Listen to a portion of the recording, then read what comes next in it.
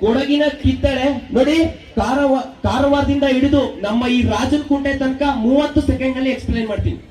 ಕರಾವಳಿಯ ನೀರ್ದೋಸೆ ಮೀನ್ಸಾರು, ಮಂಡ್ಯದ ಕಬ್ಬು, ಇಳಕಲ್ ಸೀರೆ, ಚನ್ನರಾಯಪಟ್ಟಣದ ಗೊಂಬೆ, ದಾವಣಗೆರೆಯ ಬೆಣ್ಣೆ ದೋಸೆ, ಹಾಗೆ ಧಾರವಾಡದ ಪೇಡ, ಆಗುಂಬೆಯಲ್ಲಿ ಸೂರ್ಯಾಸ್ತಮಾನ, ತಾರಸಿನಲ್ಲಿ ದುರ್ಗಾಸ್ತಮಾನ, ಮೈಸೂರು ನಗರ ಮಹಾಸಂಸ್ಥಾನ, KRS ನ ಜಲಾಶಯ, ಹಾಗೆ ಕೋಲಾರದ ಚಿನ್ನದ ಗಣಿ, ಹಂಪಿಯ ಪಟ್ಟದ ಕಲ್ಲು, ಕಣ್ಮನ ಸೆಳೆಯುವಂತ ಸಹ್ಯಾದ್ರಿ, ಹಾಗೆ ಸ್ವರ್ಗದಂತಿರುವ ಕೊಡಚಾದ್ರಿ, ಆಗುಂಬೆಯ ಬೆಳಕು, ಹಾಗೆ ತಾರಸಿಗೂ ಹಬ್ಬಿದಂತ ಸಾಗರದ ಬೆಳಕು, ಸಿಲಿಕಾನ್ ಸಿಟಿ ಬೆಂಗಳೂರು, ಸಾಂಸ್ಕೃತಿಕ ನಗರಿ ಮಂಗಳೂರು, ಅಷ್ಟಮಿಯ ನಾಡು ಉಡುಪಿ, ದಕ್ಷಿಣ ಕಾಶಿ ಧರ್ಮಸ್ಥಳ, ಕಲ್ಪತರು ನಾಡು ತುಮಕೂರು, ಕಾಫಿ ನಾಡು ಚಿಕ್ಕಮಗಳೂರು, ಕೈಗಾರಿಕಾ ನಗರಿ ದೊಡ್ಡಬಳ್ಳಾಪುರ.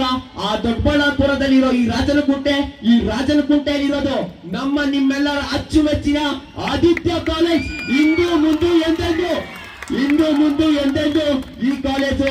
ಹಾಗೆ ನನ್ಗೆ ಸ್ಪೀಚ್ ಮಾಡೋದಕ್ಕೆ ಅವಕಾಶ ಮಾಡಿಕೊಟ್ಟಂತ ಚೇರ್ಮನ್ ಸರ್ ಅವರು, ಹಾಗೆ ಅಧ್ಯಕ್ಷರಾಗಿರ್ತಕ್ಕಂಥ ಇವರು ನೋಡಿ. ಎಲ್ಲ ಕಾಲೇಜ್ಗಳಲ್ಲೂ ಸ್ಪೋರ್ಟ್ಸ್ ಕಿಟ್ಸ್ ಏನಾರು ಆಡಿಸ್ತಾ ಇದಾರೆ ಅಂದ್ರೆ ಆಡ್ಸಾ ಬೇಡ ಅಂತಾರೆ.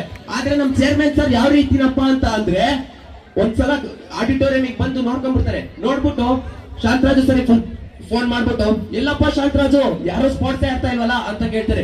ಎಷ್ಟೋ ಕಾಲೇಜ್ಗಳಲ್ಲಿ ಸ್ಪೋರ್ಟ್ಸ್ ಆಡಿದ್ರೆ ಬೈತಾರೆ, ನಮ್ ಕಾಲೇಜಲ್ಲಿ ಸ್ಪೋರ್ಟ್ಸ್ ಆಡ್ಲಿಲ್ಲ ಅಂದ್ರೆ ಬೈತಾರೆ. ಈ ರೀತಿ ಸಪೋರ್ಟ್ ಅನ್ನ ಮಾಡುವಂತವ್ರು ನಮ್ಮ ಚೇರ್ಮನ್ ಸರ್.